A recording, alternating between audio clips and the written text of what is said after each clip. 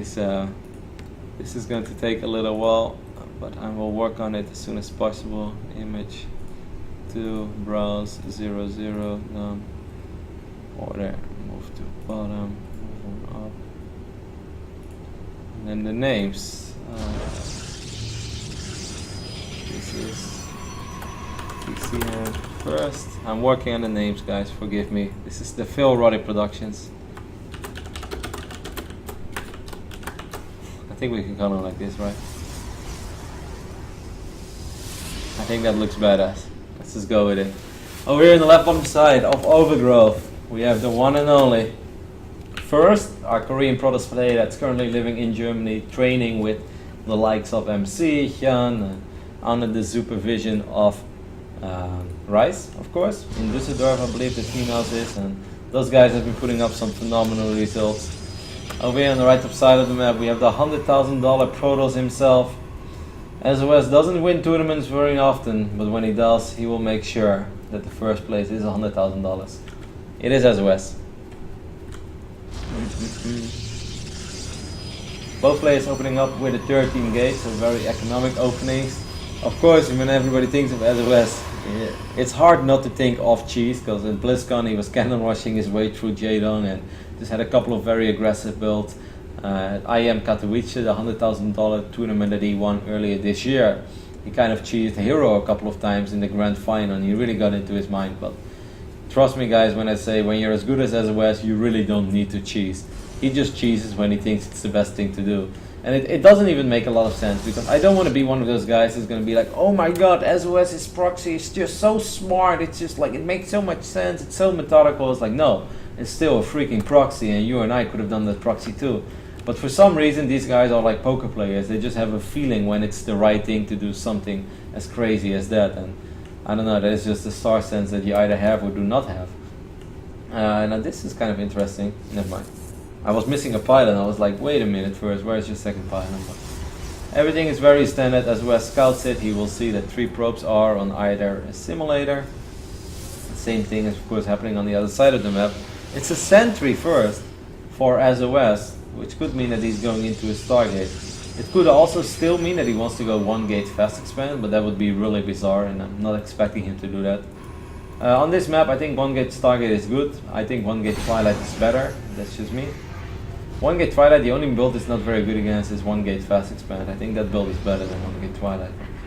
1 gate fast expand again dies against a lot of other builds, and you still need really good execution to get away with it. So SoS is going 1 gate Twilight. I said this yesterday when I casted some Siege Enters Hero versus Stardust, I believe it was. I think this is the most solid, legit way to open in PvP. This is the way that you're saying, I will get map presence, I will get map vision, I will be able to put some pressure on you. My build is good against everything and won't die against anything. But the only thing I just said as well, like I think this is the only opening. If First would follow this up with a robotics facility as soon as possible, and he really needs to get it as soon as possible. I think that this build, 1 gate fast expand into Robo, it gives you a small advantage over Twilight. That doesn't mean that Twilight is bad, because it's still the most solid build overall that will give you the best idea of what's going on. And of course I'm talking about the version with 2 additional gateways and not 3, because the one with 3 extra gateways is all in. Okay, this is really bizarre. First is playing very meta-ish here. I think on a larger map, like let's say you're playing on Nimbus, you're playing on Alta-Team Stronghold, Deathwing even, Deathwing too. I think this is okay. I think on a map like Overgrowth this is really risky, because Blink Stalker openings are so popular. When you open up 1 gate fast expand into a Stargate, you really won't have anything to fight the Blink Stalker straight up. And if I was SoS and I see this, oh my god, how did he not see this yet? SoS, are you like, wow. It was harder not to see that Stargate than to actually see it, but he has successfully avoided it. But maybe he just knows because he's SoS, I have no idea. What I do know is that SoS is probably going to wipe in a lot of Stalkers, and he should be able to put some serious pressure on first. Even after the first photon overcharge is done, normally your safety moment is when you have 2 Immortals. Now the robotics facility for first, he still doesn't have one. Just gateway unit, maybe he needs a safety void ray or something, I don't know. If I was SoS, I would wait with my expand, I wouldn't drop it immediately, I would just go crazy on the Stalker count. There is indeed a Void Ray on the way, so the safety Void Ray is in production for first, but there's so much micro potential in these units of SOS, and we all know how good he is. There is an Oracle making his way across the map, and there is not a whole lot at home. He just blinks past the entire army, blinks straight into the main base. He could potentially force out a second photon overcharge here, as these stalkers will just start focusing on these sentries, and this is what you get. This is the price you pay if you don't make one gauge fast robotics facility. You just can't fight blink stalkers. He does have the Void Ray now, so that helps out a little bit. SOS lost 2 stalkers over there in the process, and here is that Oracle. SOS uses photon overcharge immediately. I love first, but I don't think he's going to be able to hang in there. He will have another photon overcharge in 5 to 10 seconds, and he will have 2 Void Rays, but as awesome as Void Rays are against stalkers, these are SOS stalkers, man. They blink. To the shadows they run, as I can quote them themselves. I think it's going to be hard for first to just not die here. There's so much more micro potential for SOS, but we'll see. Photon overcharge gets activated immediately. Did he use prismatic alignment? No, he didn't. So that's very good news for first, because now if SOS would decide to blink into the main base, then he could still use prismatic alignment. Wow, SOS really living up to to his name. Gonna add a dark shrine. Well, there's already an Oracle on the map, but there is no robotics facility.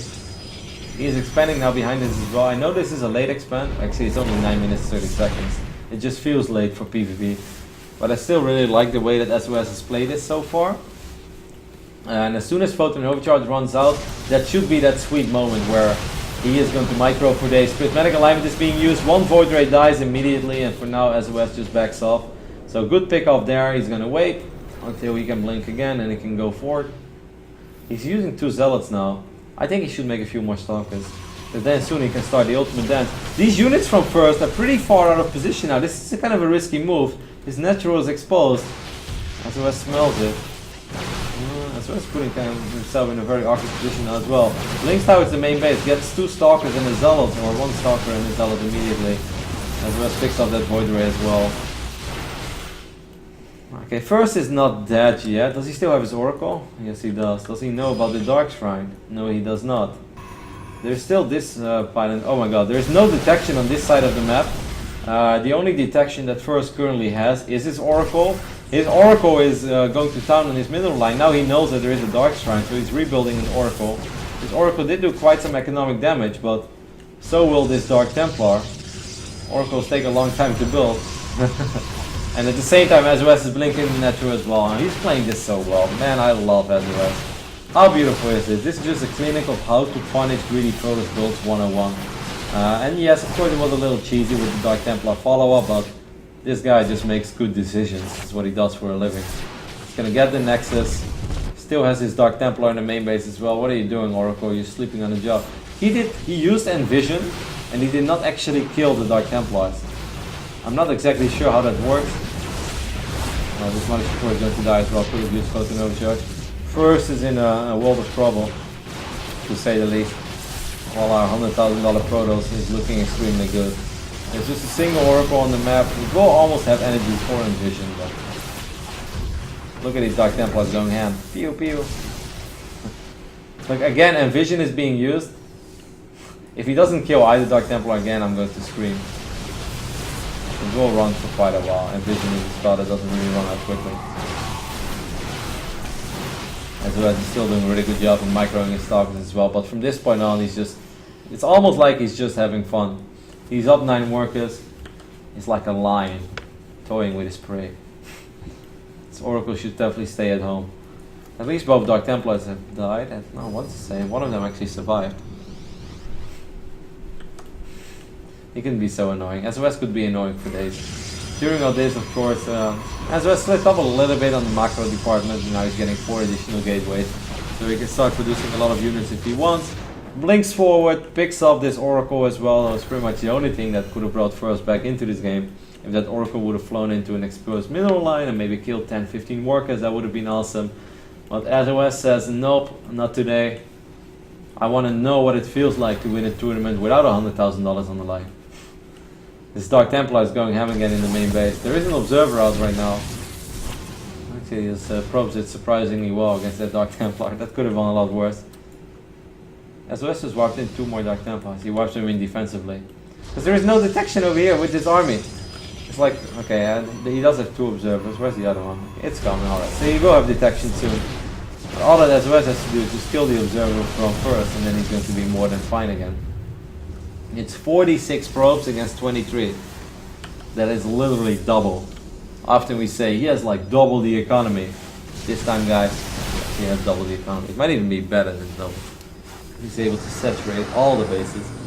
A couple of hallucinated void rays are going to be the last trick up first his sleeve, and as cool as it is, I just do not think that this can ever work. There are Blink Stalkers, there are Dark Templars, there's Narcon in the mix, there's Vulcan Overcharge. A couple of Stalkers coming in from behind as well. These Stalkers have been alive since day 1, by the way, of this game. Really, really cost-efficient game by SOS. 3,200 resources lost against 8,524 resources lost. SOS giving us a clinic of how to play PvP. I like this opening. I said it already in the start that I think 1 Gate Twilight is just so solid. But it's not even the 1 Gate Twilight that I love the most. It's more the moment that he realized that first was following this up with a Stargate, which is just a very greedy play. I like the 1 Gate Fast Expand into a Robo, unless you play against 1 Gate Stargate. I know it gets really complicated, but that's just how PvP is. There are a lot of builds that are good against each other. And this build from first, initially, was not even that bad against the opening of SOS. It's just the Stargate as follow-up that makes things very greedy. And on a larger map like Altazim or Nimbus, where you just have to worry about 1 ramp, I think it's a lot easier to get away with it than on a map like Overgrowth, where your natural is kind of wide open. There's not even a ramp, so Stalkers can just walk in. And obviously it looked like SOS was completely dominating first, and in a way it was, but also there's always 2 sides to the story where it's a little bit unfair, because SOS has a lot of micro potential in his army, and First doesn't. The only thing that First can do is just attack move, and then hope that you kill a couple of units because your opponent messes up. Maybe a good force field, or maybe a sneaky counterattack. That's all you can hope for. But in a straight up fight, if he clicks on a unit and that unit blinks back, then his entire army chases that unit and you lose everything else. So you can't really focus if you're First. The only thing you can do, like a true Protoss, attack move on the ground and hope that you kill a couple of units. But SOS is too good, man. If you give him a situation like that, he knows how to work with it. I must say, I think the Dark Templar follow-up is a little bit surprising, but it's smart against the guy. I don't think he would have ever gone DTs if this was 1 Gate Fast Expand Robo. But after he realized that he was playing as an Oracle, he's just like, alright, if that's all the only NTI you have, then a Dark Shrine is not even that expensive. I'm just going to try my luck with a couple of Dark Templars, and that is a good start. I want to know what the score is between Masa and Snoot. So I'm going to sneak peek over to the other screen real quick. No updates yet, I believe. Of course, if you guys missed some of the action, to give you guys a brief recap of what happened today. Earlier this morning, we started off with the last matches of the open bracket. Lenok defeated Hawk, and Snoot, in a very long series, defeated CGNT's Hero. So those 2 players qualified for the main event. Then we played out Group A, other than the deciders match. All decided to be tomorrow. That means that 4 players were qualified today, and the other 4 will qualify tomorrow, and then immediately play their quarterfinals afterwards. Tasia won Group A. Some people would say no surprise. Well, that group was with Polt and Zest, and Bunny as well. Bunny will play tomorrow against Zest to determine who's going to be the second player to advance of Group A. Group B just kind of finished up. Yoda won the winner bracket of Group B, so he is advanced to the quarterfinals. I'm kind of happy for Yoda because he played so good recently, and I was really shocked to see him lose in WCS Europe, but that's just me. Sean lost, and Violet and Lenok will play against each other tomorrow, so that's going to be a cool ZVZ for Violet to make it into the quarterfinals, perhaps. Would be great for him, but would also be great for Lenok. And now we are in Group C. And some people are like, hey, what's happening? I heard today the Reckoning was coming to Canada. Where's Flash? Flash is coming. He plays in maybe 90 minutes from now, but for now all of our eyes are on Group C. Masa versus Snoot is currently going on the main stream, and we are doing First versus SOS. Nope, wrong Cetus. So here we go. I'm going to update my scoreboard. I'm actually kind of late already, but the good guy SOS decides to not proxy when Roddy needs to update the scoreboard, which I think is very kind of him. So we do it like that, and then we move it to the bottom, and then we move it 1 up. Alrighty, everything looks good to me. It looks good to you guys. We can go ahead and cast the second game of this PvP series. between our $100,000 Protoss. And this SOS. SOS is going up against the red Protoss player. Who's recently joined a new team together with his bunny. Bunny. Wow. It's been a long day for me. Together with his buddy Yoda. I am not suggesting that he's calling his buddy Yoda bunny. That would be a little bit confusing. But yeah, first joining a new team together with Yoda. That's awesome news for those guys, as they've been living together for a while, so I assume that they're friends, and they're also two awesome Korean players to follow. They've been very friendly. Just give you guys a small sneak peek behind the scene the last few weeks. Ooh, okay, I should talk about this. I'll talk about my story later. This is really cool. First is going to return the favor to SOS. He's like, hey, I've heard you like cheesy builds in the past.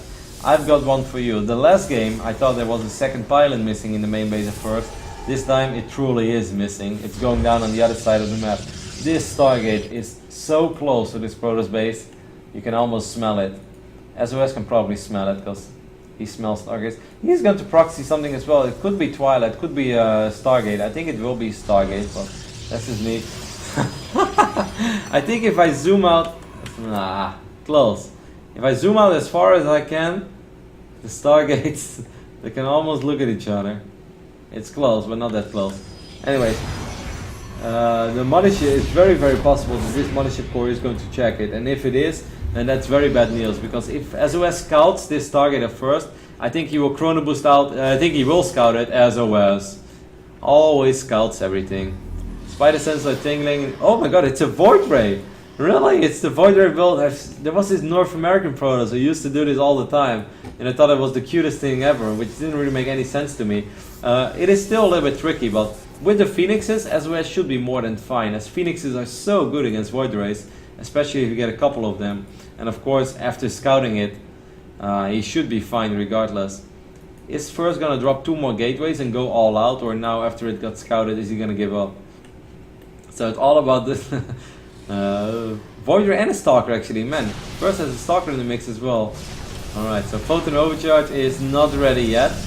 Well, if he would be able to unpower this gateway before this Stalker pops, that would be massive, but I think that first is in a lot of trouble. He does pick up the mothership core, that's kind of nice. That means no Photon Overcharge, but that doesn't change the fact that first is going to have to deal with these these Phoenixes from SOS. And Phoenixes are so good in dealing with Void Rays.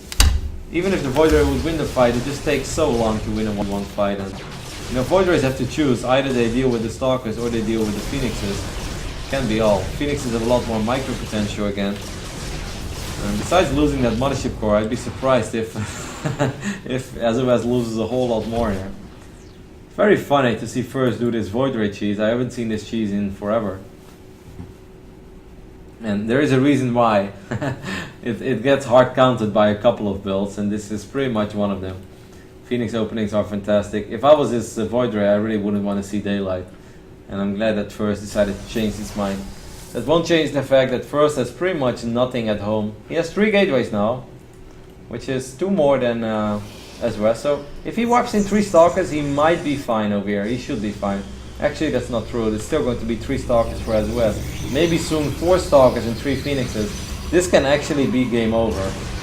There is a chance that the game will just end over here. SOS is going to micro his Stalkers as well. He has Graviton Beam for days because he didn't use these Phoenixes to harass. He's going to lose 1 more Stalker. That's a little bit unfortunate.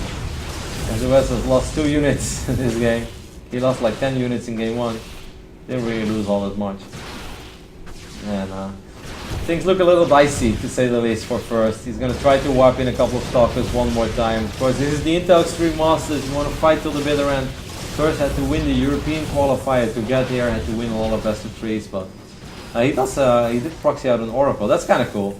But this Oracle killed 7 probes on the other side of the map, but actually there's no bot. That's kind of cool. But I still don't think it's going to be enough. I guess that's the only bot that I have for you guys. Let's trap a Stalker there as well.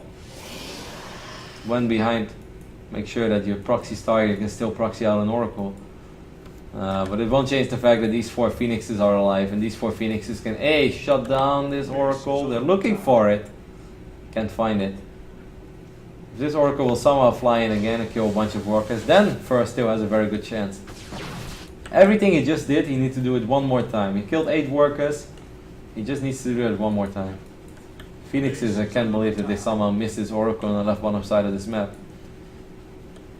And I don't think SOS is going to take the risk again of moving out before he took care of that Oracle, especially because he didn't rebuild his... Oh wow, how did that happen? That's kind of awkward. This is the only time in life where you ever really want 5 workers on your simulator. But not anymore. After killing that pilot, you probably don't want to do this SOS. 6 on 3. It's a little bit sloppy. SOS has never been a flawless Protoss though. He's very good, and above all, he's very effective. You know, I like to see SOS as like MC 2.0.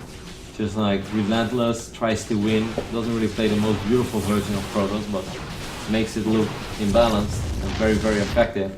But he's not flawless. He makes small hiccups here and there, and has a few minor errors. But he's just so damn good in everything else he does that it's sort of okay. It's scary to think that SOS could be a lot better than he actually is. He's always been a unique Protoss as well. There's a lot of unique builds. In this PvP series, he played very standard so far, but PvP is not really the matchup where you want to be too creative. Busting out one crazy build in 3 games is sort of alright. Oracle is gonna fly in again, but only 2 probe kills this time. So if we take a look at the income tab now, it's 20 workers for first against the 25 of SOS. I still think SOS is in absolutely phenomenal position. He has these 4 Phoenixes, he has 5 Stalkers against 3. Army value is just worth a lot more. First is really doing everything this game. He's getting Blink, now he's also getting a Dark Shrine, which I wonder how he thinks that this Dark Shrine is not going to get scouted by these Phoenixes. This seems to be like the most inevitable thing in the world, that this is bound to happen. And now SOS is like, oh, Dark Shrine, that's good. Well, I was already building my robotics facility, but I'll make sure to actually get a couple of observers out as well. There was not enough energy yet for Photon Overcharge, so these Phoenixes can still be annoying, can still go to town. And first is like, alright, I tried. It got scouted, I'll cancel my Dark Shrine. And I think the last thing that First can do in this game, I think if he tries to expand behind this, he will just be too far behind, is try to win it with just Blink Stalkers and somehow hope that he can micro his way out of things. But SOS is doing the exact same thing of a much better economy, so what can you truly do if you're First right now? I would love to say that there is something he can do, but I don't think there is. I think he's pretty much dead. He has 10 probes on his middle line. This just looks very sad. This looks worse than my own economy. Guess the times are hard. Phoenix is gonna fly in as well, use their energy to pick up a couple of these Stalkers, and I think that is pretty much going to be it. SOS has Blink as well. Another really